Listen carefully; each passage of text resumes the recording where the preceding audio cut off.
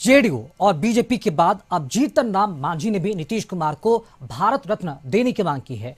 इस मांग के पीछे की वजह क्या है और इससे बिहार की सियासत पर क्या असर पड़ सकता है, वो सब जानेंगे।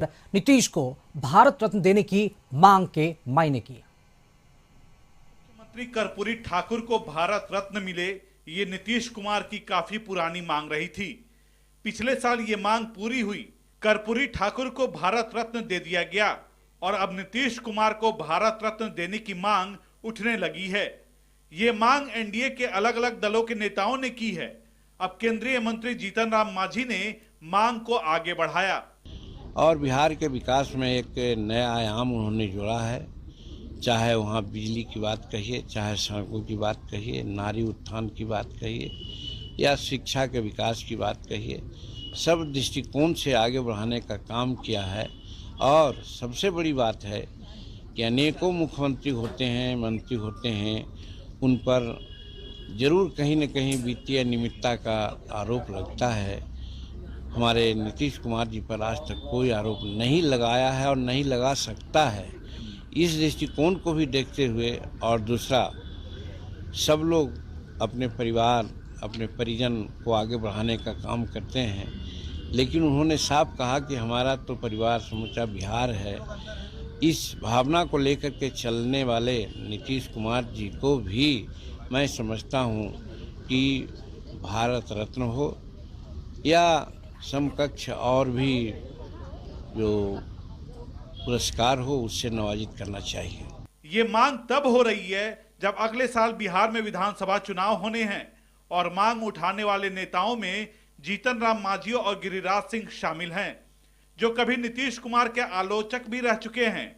हालांकि सियासत में तरजीह व्यक्तिगत रिश्तों की नहीं बल्कि तात्कालिक जरूरत को दिया जाता है। सबसे पहले जेडीयू नेता छोटू सिंह ने नीतीश कुमार को भारत रत्न देने की मांग की। इसके बाद जेडीयू के कार्यकारी अध्यक्ष संजय झा ने इसका समर्थन किया। फिर गिरिराज सिंह ने कहा कि नीतीश कुमार को भारत रत्न मिलना चाहिए और अब जीतन राम मांझी भी यही मांग उठा रहे हैं। तो जेडीयू का कहना है कि नीतीश कुमार का कद इतना बड़ा है कि उनकी अनदेखी नहीं की जा सकती। को आइसोलेट कर देगा, ये संभव है? नीतीश कुमार जी का व्यक्तित्व इतना भारी है कि कोई लव करे या हेट करे, इग्नोर कैसे कर देगा? और नीतीश कुमार जी के पीछे पुरस्कार दौड़ता है। इस बिहार की राजनीति की दो धारा है। एक धारा में पुरस्कार से नवाजे गए कैदी नंबर 3351, दूसरी धारा में जननायक कर्पूरी ठाकुर को भारत रत्न मिलता हो। और उसके बाद नीतीश कुमार जी क्लाइमेट लीडर कहलाते हैं, ग्लोबल थिंकर कहलाते हैं, सावित्रीबाई फुले पुरस्कार मिलता है और सरकार को अवार्ड मिला सो अलग है। नीतीश कुमार जी का व्यक्तित्व आगे आगे चलता है, पुरस्कार तो पीछे पीछे दौड़ता है। दरअसल इस मांग के पीछे सियासी समीकरण माना जा रहा है। दरअसल नीतीश कुमार बिहार में राजनीति की धुरी रहे हैं और सत्ता उसके हाथ ही लगी जिसके साथ नीतीश हों।